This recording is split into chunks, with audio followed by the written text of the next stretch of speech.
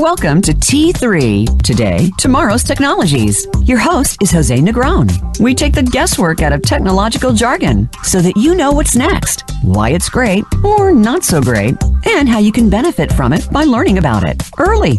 Now, here is Jose Negron. Welcome, everybody. This is your host, Jose Negron, on voiceamerica.com on the Variety Channel, hosting the lead technology show called T3, Today, Tomorrow's Technologies, every Tuesday at 9 a.m. Pacific Standard Time or noon East Coast Time. For those of you who would like to follow along and listen to our show, we're also on air on Monday, Tuesdays, Wednesdays. Please see your local listing on voiceamerica.com at the Variety Channel. As always, we are very happy that our listeners keep increasing. We have our international countries that are listening, and that the audience keeps growing. As a reminder to our audience, the purpose of T3, Today, Tomorrow's Technology, is to integrate scientists, engineers, and innovators with the non-techie folks. And I'm especially happy today because as an enthusiast, as a geek, I've got Mr. Mike Gargan, a fellow space enthusiast, who will be joining me today to talk about our topic today, space, why return to the moon. Before I get into that, to keep our audience involved in the T3 show, call 866-472-5788 or email me todaytomorrowtechnologies@gmail.com. As I said, today's topic is space, why return to the moon. Many industries, it takes a decade to dramatically change and disrupt what we do. A new technology, new business model, new service design. We're reaching that point in space. I've talked about space in two other shows, Space, The Next Frontier, and What Do We Know About Space. So the intent today is to discuss why the U.S. and commercial companies should return to the moon or go to Mars and really start that space exploration. So the discussion today is to provide that forum to talk about space components, activities, both from the U.S. and commercial companies, and future space exploration and scientific discovery. As I said earlier, I've invited Mr. Mike Gargan. Mike, welcome to the show, and I'm looking forward to our discussion. And what got you into space, or the discussion of space and the study of space? First of all, thank you for having me, Jose. I guess it all started with hearing billions and billions being said by Carl Sagan over and over again, watching Cosmos, or whether it was just in the backyard looking through a telescope and seeing the night sky. Space has always fascinated me, and I think it intrigues us from a fundamental human level as well. Right. And really your interest is more of an enthusiast, as a geek. Just interest in space is what got you started. As you said, listening to the Carl Sagan show, Billions and Billions, and of course the Bill Nye show on scientific exploration and science itself. Space has been an intriguing topic for this program. At least we've had 2 or 3 shows on space itself. I'm happy to have you on board. I want to talk about space because it is the next frontier.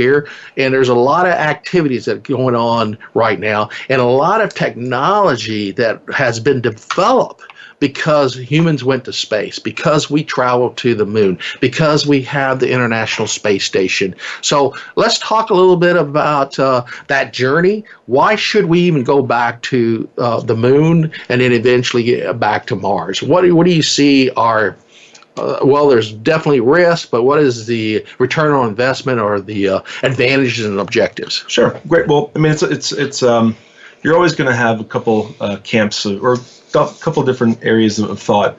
One, it's the cost. So what the being able to go up is that's a risk, a cost, but more so there's a human factor, and then there's a moving forward factor. So from a human factor, when you think about it, humans are explorers. We've always wanted to explore. We've always had questions and wanted to find out what's beyond. And to stymie that would be sad if we didn't. if we couldn't explore what the unknown, if we couldn't get out there and try to find out more about who we are, where we came from, and what the world that we live in, and what's the universe around us. So I think there's a part of just a human factor where we just like exploring and we want to know more, to expand our horizons. But from a practical standpoint, there's a huge benefit to having just an influx of innovation, influx of development dollars, just an influx of knowledge that the U.S. government can really facilitate by enabling some of the technology to solve challenges that we face along the way. And some of these challenges weren't available, or we didn't see back in the 60s when we first got to the moon. So there's a lot of new challenges out there now that we're going to need to face if we want to get back there again or to Mars. Okay, well, let's back up a little bit. Let's talk about why even space, because a lot of folks will say, man, we spent billions of dollars going to the moon and all the space activity that's going on, and what did we get out of it? And that's really the number one question. And I'd like to tell that to audience. I mean, from our space exploration and the technology development, both to leave Earth orbit to travel to the moon, I mean, the number one thing that I think about is real easy, is the Velcro. Velcro would not be around because they needed something to keep the garments closed. Artificial limbs, invisible braces, scratch-resistant lenses, space blanket came from space. The computer mouse came from the development. We needed smaller things, and we had to move the computer screen without touching the screen itself. Baby formulas came from it. We talked earlier, Mike, before the show started, the safety on the highways and water filtration, infrared thermometers. And so these are just the small things that we discovered from space and space exploration. And I think that's the reason most scientists and innovators and engineers are really excited about returning back to the moon, because all these things are going to be, if we have them now, they're going to be improved. And there are going to be new studies that come out of it. And of course, where did the universe get started and how the universe got formed has always been a mankind type question. So from your perspective, how do you see that playing into the future of space? And I'd like to talk about, today there was a lot of government, or in the past there was a lot of government funding, but today there's more government commercial privatization of space activities. Sure. Well, so first I think it would be I'm going to take back to just a concept that's kind of relevant to this. Is remember when the iPod first came out back in 2001? Its really sole focus, it was music. Well, what ended up happening was there's a niche industry that popped up that we couldn't foresee. That was podcasts. So something that there was no really foreseeable future there's no way that we could have said that there's a new industry that's going to be available because of the iPod. But what ended up happening is an ancillary or a subsidiary industry that's underneath, or a little a baby industry that is booming now because of that one little product. So to start off, I'd say that to be able to say and foresee what exactly can come from new technology is nice to be able to predict, but I don't think anyone who says that they can tell you exactly what's going to happen can know that. Particularly because we need to invent, we need to develop and create these ideas and these new services, products, or things that make our lives better, or even be able to provide more safety or healthcare. There's so many different industries and areas that this can touch. When you think about being able to go to the moon, well, part of that is going to be historically it's been through chemical rockets, right? But if we're going to go to Mars, we're going to need to have something that's more efficient. We're going to need to have something that can take advantage of new modes of transportation. We're going to need to have new modes of communication. So there needs to have a quick and easy way to get information back and forth with keeping in mind that we can only communicate as fast as the speed of light. So there's a lot of different technologies that can be applied in different areas when we're talking about being able to solve the challenges that it's going to take to get to the moon. One of the things that you mentioned, we talked about earlier, were the safety grooves. You've seen driving on the highway, those little grooves on the road that you may wonder why are these little straight lines on the road. Well, that came from the landing of the space shuttle. They needed a safe way to help ensure the proper landing of the space shuttle, and so they discovered that, hey, we put these little grooves on the road, on the landing strip, right, it makes it better. So we applied that to other areas of our lives, of our society, to make it better, and it just enhances our industry overall, our economy. It's just it's super important to keep going and make sure that we're growing and not being stagnant. So, being a space geek and an enthusiast of space and just keeping up with the trends, I mean, is space the next frontier for us as humans? I think space is one of the next frontiers. I think that it needs to be incorporated in terms of finding out what the next aha moment could be, what the next big thing could be. But I know that space is going to be a part of it, whether that is finding out how to create a better satellite, or better be able to get things into orbit faster or more efficiently, cheaper. It is going to be the next big thing, because we only have one place to go, and that's up. And as we look at the space industry now, and I really give credit to the U.S. government, NASA, and of course the commercial companies. When NASA put out the bid for the commercial crew development process, it was a multi-phase proposal that various companies competed for, and it had 4 phases, and now we're down to Boeing and SpaceX. And I think that phasing of approach and the return on investment and that privatization of certain space activities really led to where we're at today with SpaceX and of course Boeing being ready to be challenged the trip to the moon. How did you see that advantage between government, NASA, and privatization? I think we're in a world where we know that government is not as efficient in terms of, there's more red tape with government, there's more bureaucracy when it comes to getting things done. You have to go through a lot of different hoops. But what government is good at is providing investments, providing research grants, providing the capabilities and the tools and resources necessary for private industry to be able to take hold and move forward at a much faster and more effective rate. What I'm seeing is the ability to have rules and regulations. That's important to be able to make sure that the folks who are getting up there have a safe and reliable way to get up into orbit. But being able to have competition is really what's separating today versus what we've seen in the past in the 60s and the Apollo and Gemini programs. And as we've spent the last, it's sad because we've been in an international space station. We've been studying it now for over 20 plus years. Come July, it'll be the 50th year since man been in space. So I think they arrived in 69, left it in 72, and therefore here we are almost celebrating in July the 50th year. And we begin to think about going back to space and the type of propulsion vehicles that we need, the type of spacecraft capsule that we'll need.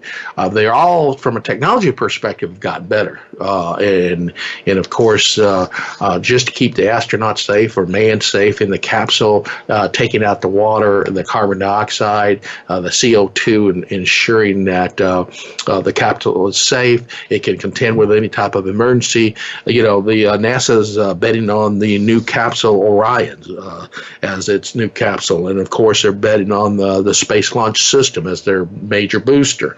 So how do you see that being competitive as we move forward, and why should we have an Orion in a Space Launch System? Well, so let me back up and say that I think what the government is doing very well right now is managing the process and not saying, here's what we're going to be doing, but kind of just maybe think of it as like the project managers. They're the ones who are consolidating the different aspects and leading where we want to go, but letting private industry do what they do best. So what to answer your question, though, is I think it's important to realize that there's a lot of parallels between what goes into space, what's being developed, and then think about how we could apply that practically here down on Earth, whether it's through the water recirculation that you mentioned, or maybe it's just ion propulsion, be able to help reduce some of the CO2 emissions within our atmosphere, or habitat, be able to make arid, non-livable plains and surfaces more habitable. So there's a lot of things that we can do that we're solving challenges for in space that can be applied down here today or in the future. Yeah, I look at just the new spacecraft, Orion, and they were talking about the capability because of the newer technology, the ability to save space, where before they needed about 127 basketballs. They keep mentioning that as an example in the crew compartment. But nowadays, because of the CO2 dispensing, the ability to use better technology, the ability the computer systems are more capable, that they have been able to be more efficient. The propulsion system, same thing with a different propulsion system. It's got 33 engines around Orion, the main engine, and then of course 32 other to help steer the engine. One of the things that we don't think about is the ability to hold heat and radiation. I mean, these are really, issues that are always challenging in space travel is the loss of heat, and then of course the ability to shield heat as you enter the atmosphere again, and then of course radiation protection. So these are issues that we contend. Also, communication and navigation is not an easy part of the space travel. So the reason we're going back, and we've got about 2 minutes to the moon, is to really sharpen our skills and to be able to go from Earth to the moon and back in order to make it a little bit more routine. As I said, it's going to be 50 years since we've done this. And there's a lot of, while it seems simplistic to the common man because we've done it once, it's 50 years is a long time. It's like getting back on a motorcycle for me and trying to ride the large cruisers. It takes a while to get used to that. So that's something we're going to have to do. We've got about a minute left. How do you want to wrap this session up, and as we move from government to privatization? First off, I'd like to also just about the Orion, the shuttle or the spacecraft itself. I think one of the things that we're also not touching on is how valuable is it to be able to have this international cooperation between different nations and our allies, to be able to work together, collaborate, and build a community rather than just these rival nations who are looking to one-up each other, but rather than if we can work together, we can be a better planet, be a better civilization, and be more prosperous. Yes. Well, folks, we're talking about today, and the show today is Space, Why Return to the Moon.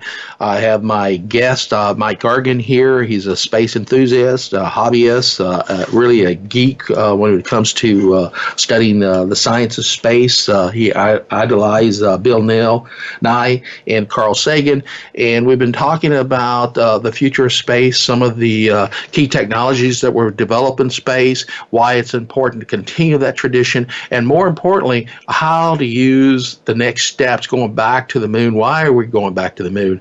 Because we have to walk that ladder again or ride the bike again in order to improve some of the knowledge base that we have.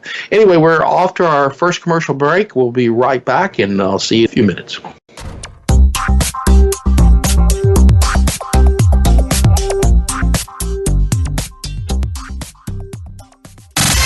Have you friended us on Facebook yet? Why not? Just go to facebook.com/Voice America or search for the keywords Voice America. Once you are part of our Facebook network, you'll receive daily messages about what's happening with our shows, this week's featured guests, and new happenings at the Voice America Talk Radio Network. And you can add your voice to the always active discussions on our timeline. Just go to facebook.com/Voice America or search for Voice America.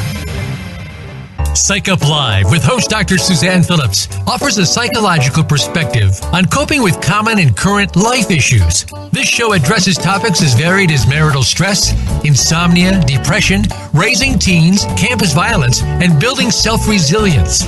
Listen in as Dr. Phillips and her guest experts share the latest in books, findings, and information that will inform and enhance your life journey. Psych Up Live is heard every Thursday at 2 p.m. Eastern Time, 11 a.m. Pacific Time on the Voice America Variety Channel.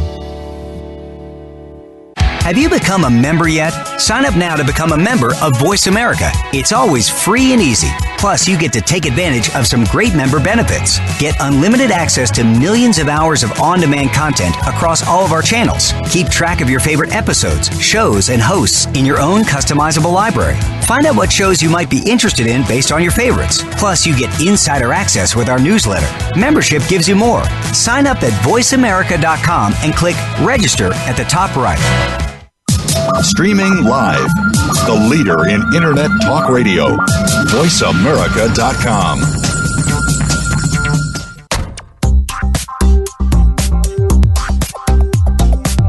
You are listening to Today, Tomorrow's Technologies. To reach the program today, please call in to 1-866-472-5788.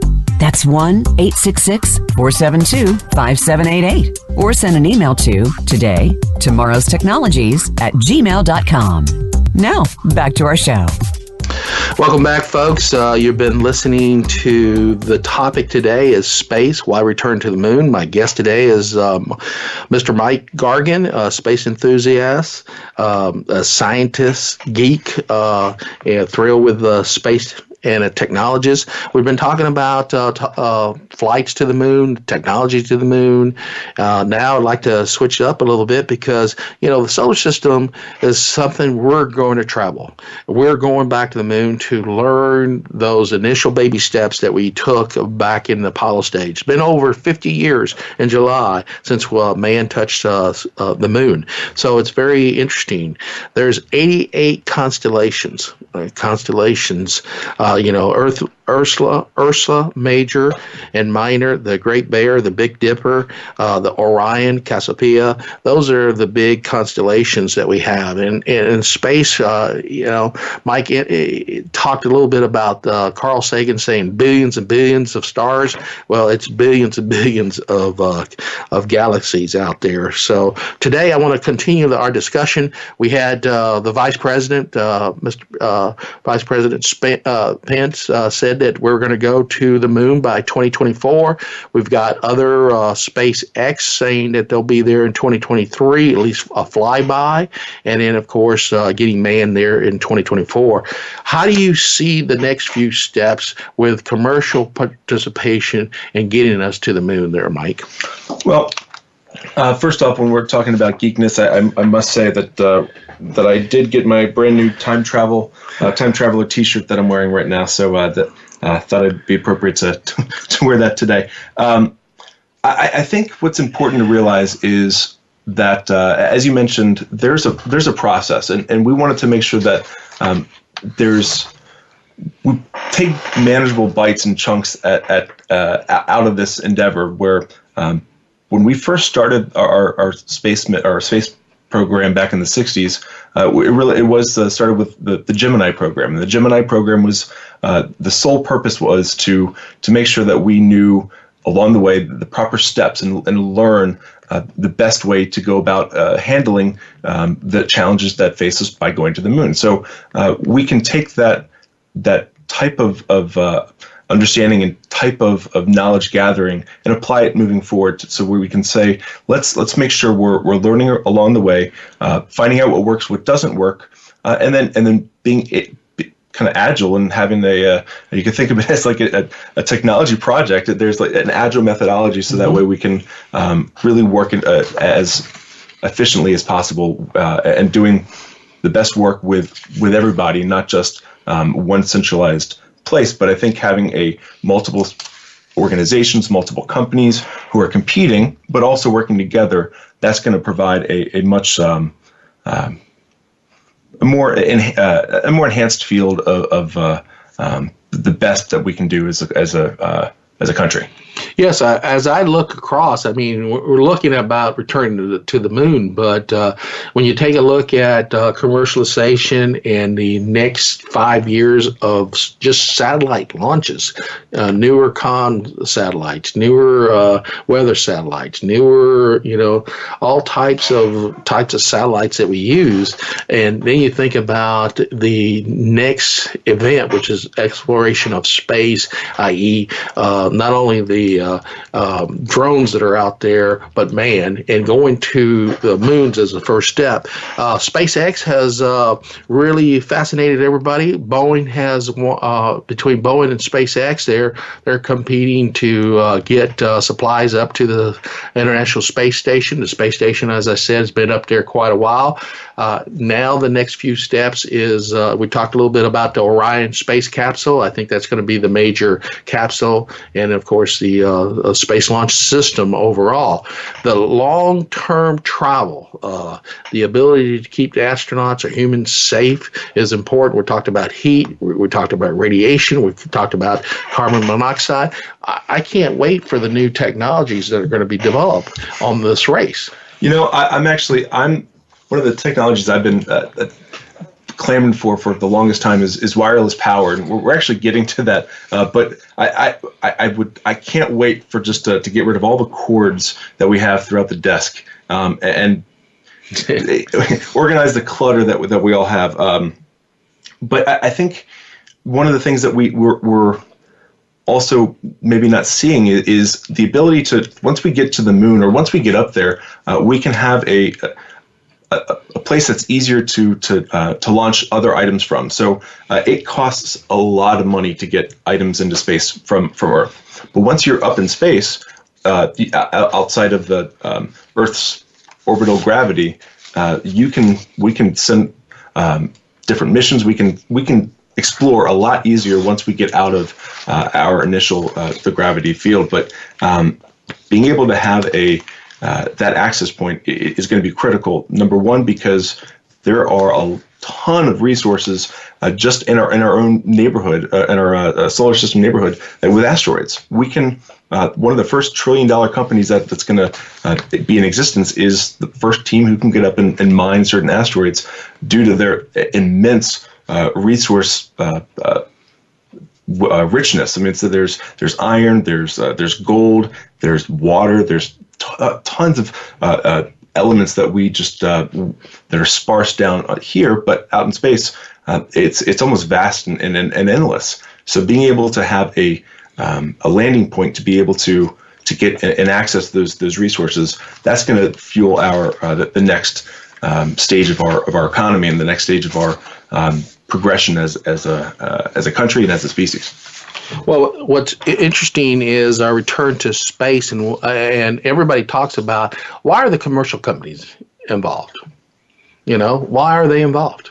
And the big thing is, one, to reduce the cost to get into space, because we are going to be needing to get there soon, to be able to make sure that the people who are in space are safe, and then be able to leverage those different industries.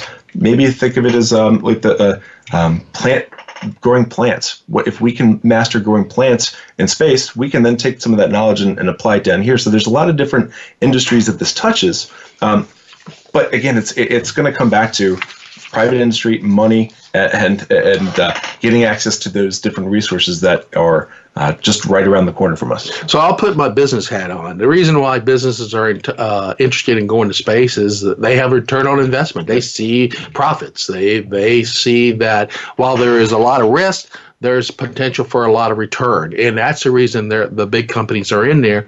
And a lot of them are betting on that return on investment. When we look at the moon, we're looking at, the liquid oxygen it. It's the first stage to move out to further our exploration in space. They have a human habitat there to be able to live there safely, grow the plants that you're talking about, live there, mine the ores that are currently on the moon, and being a stepping stone to future asteroids that are out there, which are minerally rich.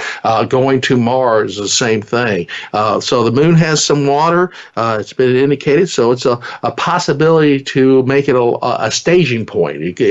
I see the moon as a staging point, initial mining, and also a refueling depot. That's the way I look at the moon. Absolutely. What do you see? And so when you think about it, right now it costs $10,000 to put a pound of payload into Earth orbit.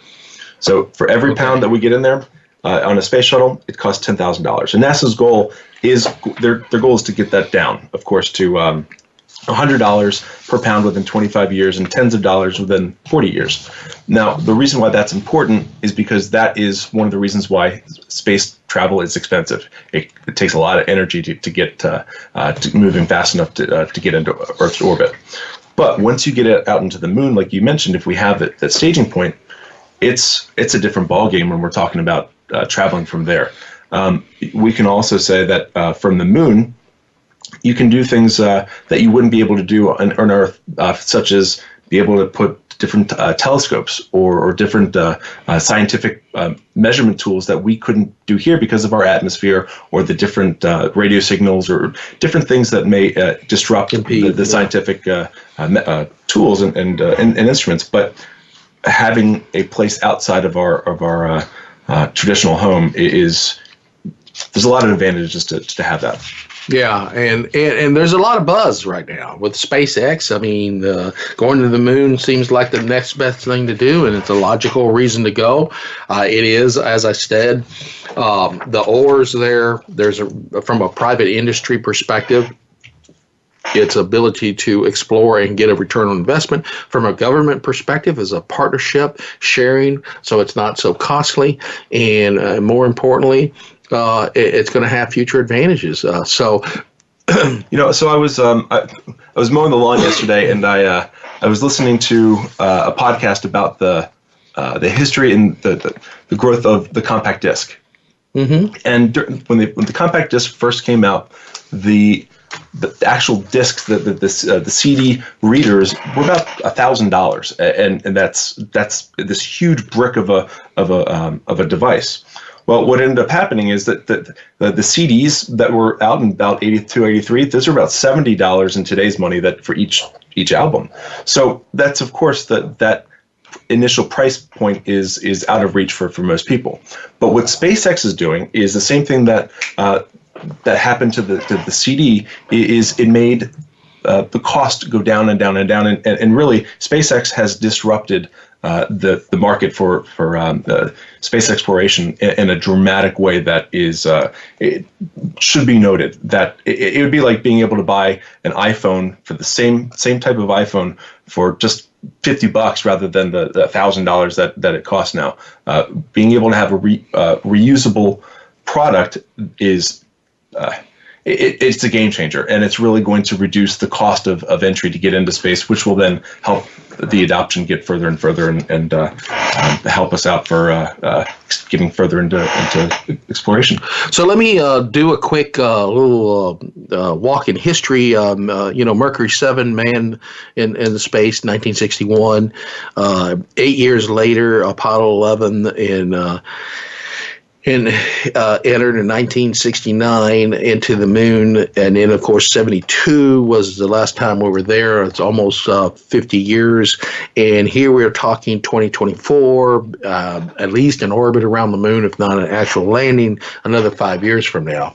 And of course the exploration of technology from the capsule, with the new capsule being Orion. A lot of people are betting on Orion because of the safety features, the technology features as far as keeping crews warm, backup, 5 different computer systems, 3 main computers to cross-check that everything's working correctly, ability to communicate, navigate, travel, the distance and duration is always an impediment. It's just like taking a long car ride. You get impatient after a while. So it takes a certain type of individual to sit back and relax and enjoy the ride and enjoy the view. And I know it's gorgeous up there based on some of the the telescope pictures that we've sent back down.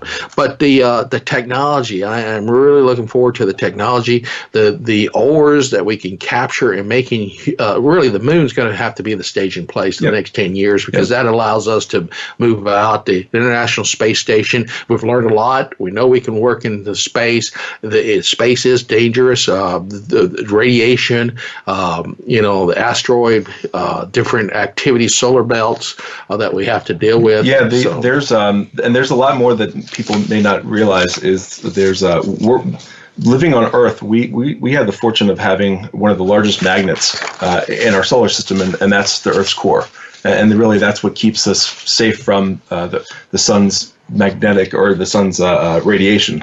As a fun side bit, when you look up and see the aurora borealis or the northern lights, that's actually those charged particles or charged ions coming from the sun that are being captured and taken towards the Earth's pole. So it's Earth doing its job of protecting us. I think that there's not just a technology standpoint, but I think it's how we can apply that technology to make our lives better in unforeseeable ways. So you mentioned making sure that people don't get sick on the way or live in comfort. Well, I mean, it's when you think about that space shuttle, it's like they have that personal Nest system in this space shuttle where everything knows what everyone's doing, and it could be like a Big Brother kind of aspect, but that could lead down to another target that we could talk about. It's how it's going to change not just our physiology, but how it's going to change our political systems, how it's going to change the way that we think, and how we can learn from our past when different colonies came out, and how are we going to learn from the past to make sure that we're addressing the best way to govern ourselves in the future appropriately. Yeah, we got about a minute left. Let me just summarize a little bit, and let you summarize some of a takeaway item. Think about a takeaway item from the segment. More importantly, we're talking about the new spacecraft, Orion, the Space Launch System, the boosters to get us off of Earth orbit, launch us towards the moon. The first pass will be just a regular around the moon. And the next segment, what I would like to talk about is other countries and competitors are out there, because there are plenty of competitors and countries that have gotten to the moon, will continue getting to the moon. And so this is kind of a mini moon race to who's going to get there and who's going to create the first habitat to stay in the moon. So those are the things I think about. I think about the technology that we're going to have to, from a spacecraft perspective, the miniaturization, a better enhanced computer system, better enhanced communication and navigation system, the ability to deal with emergencies, as it should be able to deal with all emergencies that have occurred to us to this time. And yes, you can't predict everything, but you ought to be able to handle the ones that you know of. And I've learned a very long time ago, you ought to be able to learn from the past and those mistakes. What is your one takeaway from this segment as we move to the next? I think a good segue would be, I'll give you a little factoid about Neil Armstrong's quote, his famous quote when he first landed on the moon. The quote is, "One small step for man, one giant leap for mankind." What he meant to say was actually, he messed up. What he meant to say was one small step for a man and one giant leap for mankind. And really, that leads to what you're talking about, Jose. This is important to make sure that this is a global effort. We're really one species, and being able to work together, that's when we're at our best. And I think that's a good segue. Folks, we've been talking about space, why return to the moon. My guest today is Mr. Mike Gargan, a space enthusiast, a technologist, a geek about space, and we'll be right back.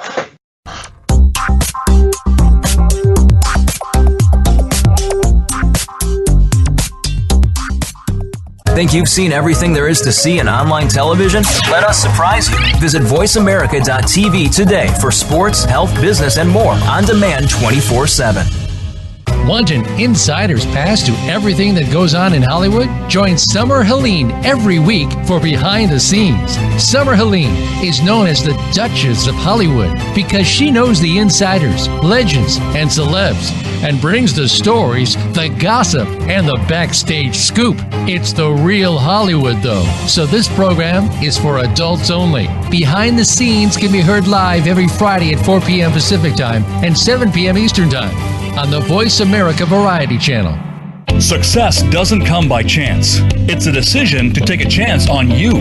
Attending the university of choice is a goal, but not a guarantee. Dr. Cynthia Colon offers you the formula of going from good, better, to best, and increasing those chances of receiving that yes to your dream university. Get the one-to-one attention every student needs to succeed. Tune into Destination University, live every Wednesday at 3 p.m. Eastern Time and 12 noon Pacific Time on the Voice America Variety Channel. Have you had a chance to check out Voice America's online magazine and blog? If you love our hosts and shows, check out articles that give an even deeper perspective, plus topics about health and fitness, movie reviews, philosophy, business tips and tactics, spirituality, positive thought, current events, and even more about your favorite host. It's just a click away at blog.voiceamerica.com. That's blog.voiceamerica.com. The Voice America Press Blog. All access, all the time. Stimulating talk gets those synapses in the brain firing really fast. all the time. The #1 internet talk station where your opinion counts. VoiceAmerica.com.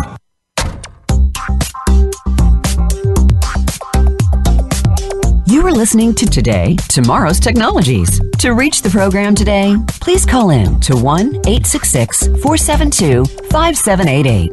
That's 1-866-472-5788. Or send an email to Today, Tomorrow's Technologies @gmail.com. Now, back to our show. Welcome back, folks, to T3, Today, Tomorrow's Technologies. Our show today is Space, Why Return to the Moon.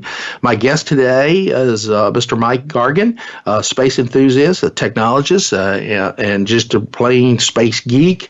Mike's been helping me discuss space, the adventure of space, the information we need to know about space, and hopefully highlight some of the information that you have not been aware of. But the progression to the exploration of space, headed back to the Mars and specifically the Moon first, is key to our space exploration. And so we're going to continue on with our third segment. There's other countries that are involved in space. You had China that landed a probe on the dark side of the Moon. You have Japan, who's increasing their capabilities to land on the Moon. And of course, the U.S. has already said, with Mike Pence, our vice president, has said we're going to be in the Moon at 2024. You have the SpaceX has dictated that they will at least do a flyby by 2023 and man on the Moon by 2024 during that time frame. So there's a lot of commercialization. We've gone from a government-only space exploration or space activity to now a government privatization, commercialization of space. There seems to be a lot of return on investment. There's a lot of enthusiasm about going to space. It's a lot of money, there's no question, but people believe there's a lot of interest and a lot of return on investment. Otherwise, they wouldn't be doing this. Mike, as we move forward on the segment, any comments on the Chinese, Japanese, and other countries that are exploring space? Because I do see that as a mini space race and just personal pride, national pride. Yeah, and there's as I mentioned earlier, as a species, we work better together. That's what we're a social species, and we really shine when we're at our best. And united we fall, united we stand, divided we fall. And when you think about just as a globe, we may think differently than other cultures, and we may have different approaches to different challenges that may not be as apparent in other cultures, or vice versa. So being able to have a different and one, spreading the risk, but being able to have different thoughts, different ideas, different approaches, I think is just a good thing. And building goodwill towards everyone, being able to collaborate and work together. That's really it's invaluable to talk about how important that is to us as a species and this planet, because we really do better together.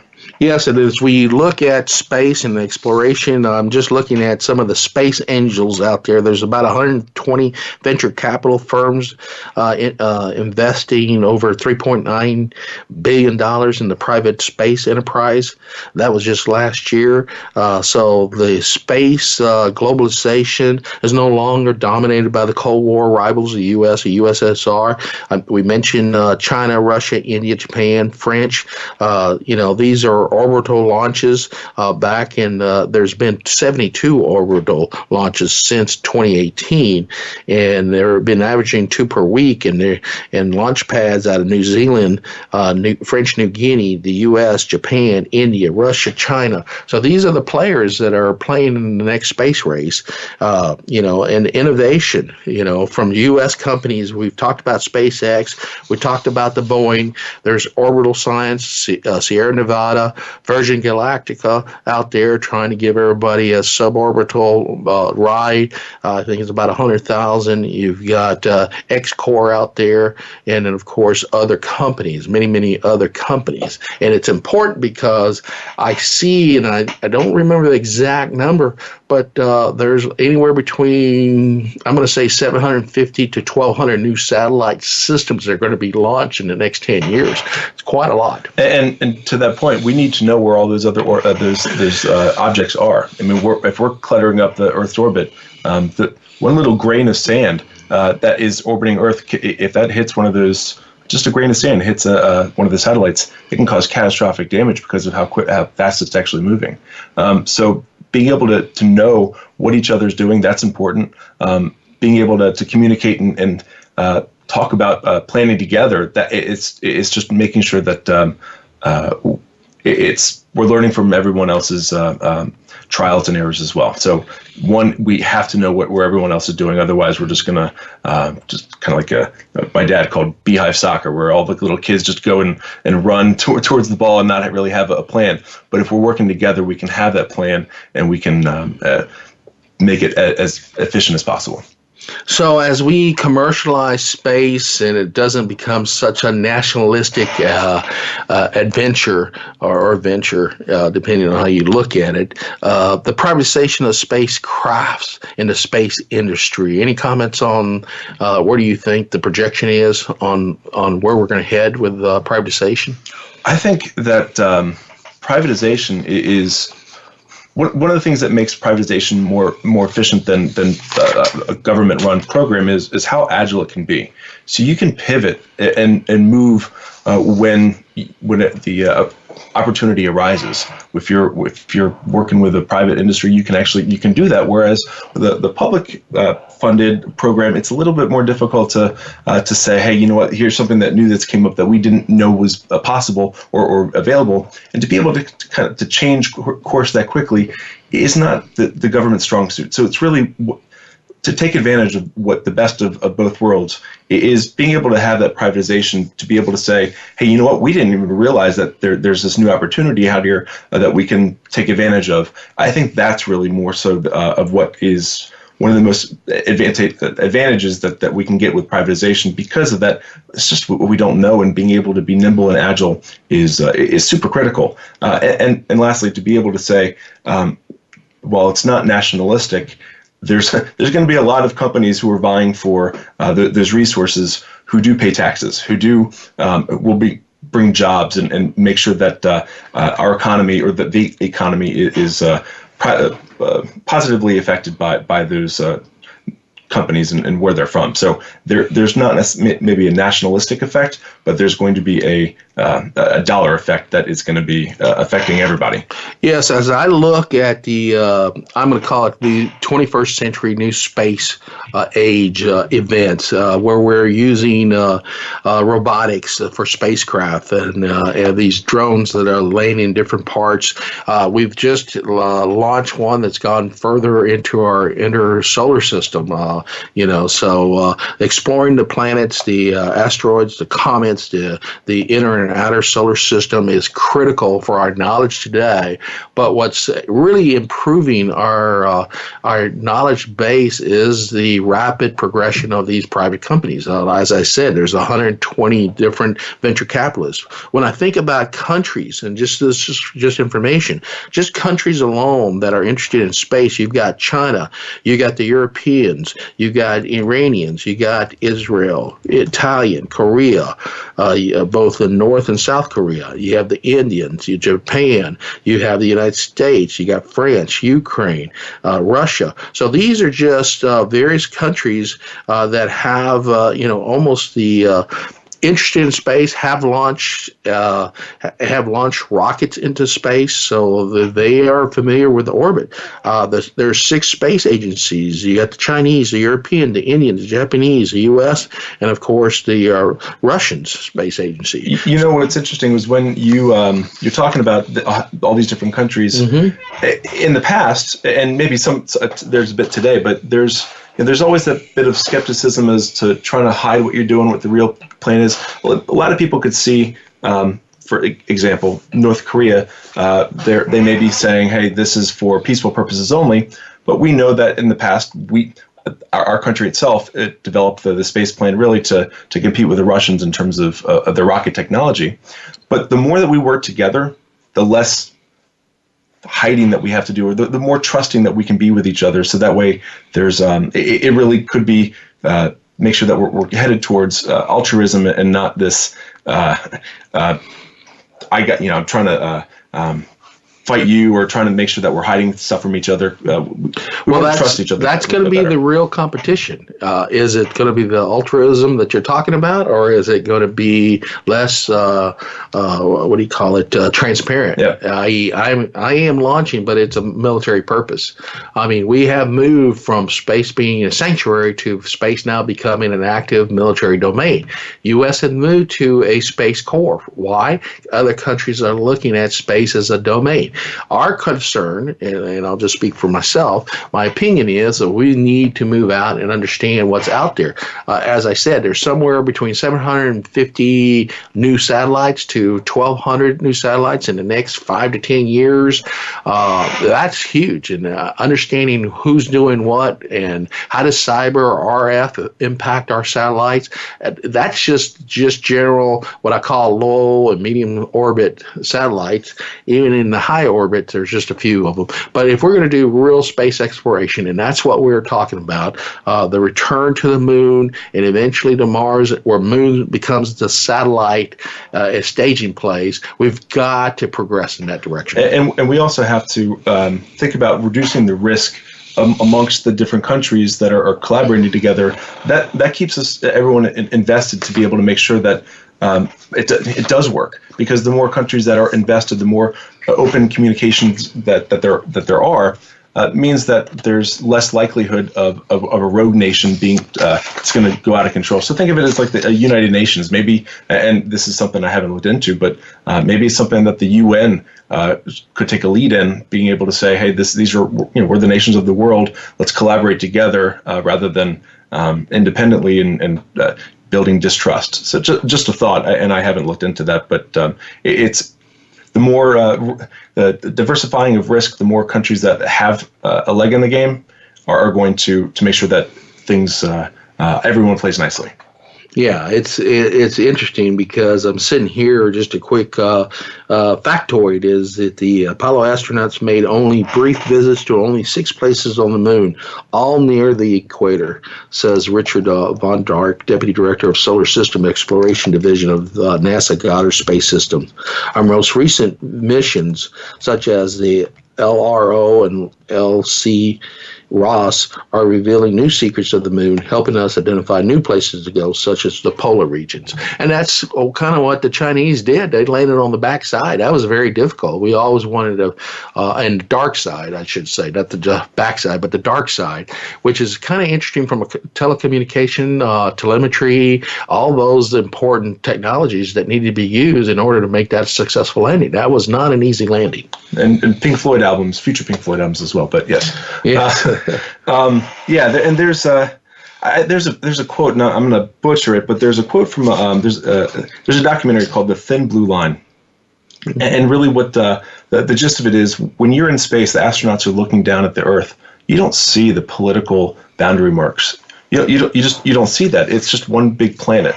And so by working together, knowing that when you get up there, that our problems down here maybe seem small and petty when you in the grand scheme of things. But I think it's I think just going up there, being able to see, hey, we're one planet. Let's work together. I think that's going to change people's mind once they get up there and have that revelation that we can change and we can fix the world with which we have, and we can work together to make it better. Yeah, there's a quote here from Mike Massimino. He's a former NASA astronaut, now serves as a senior advisor to space programs at the Intrepid Sea, Air, and Space Museum, as American professor of mechanical engineering in Columbia. He is very thankful for the commercialization. He sees, as we talked about, Virgin Galactica, SpaceX, Boeing, Blue Origin. These companies that are out there are really pushing the envelopes, and that's what he sees. And he sees us trying to get back into space and doing that space adventure. And start off with Virgin Galactica doing the little tourist business. You've got SpaceX who will take you up a little further journey, just a trip around the moon. Eventually, they've already predicted, they've got people signed up. In my previous shows, people signed up to go to Mars. But I think really understanding the requirements and the habitats needed to establish that habitat, that new technology is critical for our space exploration. And I think it's to go back to that, it's important that we have that bug, that we have that itch, that we have that desire to go see that, and we do as a country, or we do as a species, to be able to see what's around the corner. I think it's Folks, we're about 30 seconds in, and let me just say our topic today was space, why return to space. I'd like to thank Mike Gargan for our discussion today. It's been interesting and lively. I mean, we approached the end of the hour, and it's just rapidly approached. I thank you for joining us in this week for Space, Why Return to the Moon, and I'll see you next week on our next technology topic. Thanks for having me, Jose. Thank you.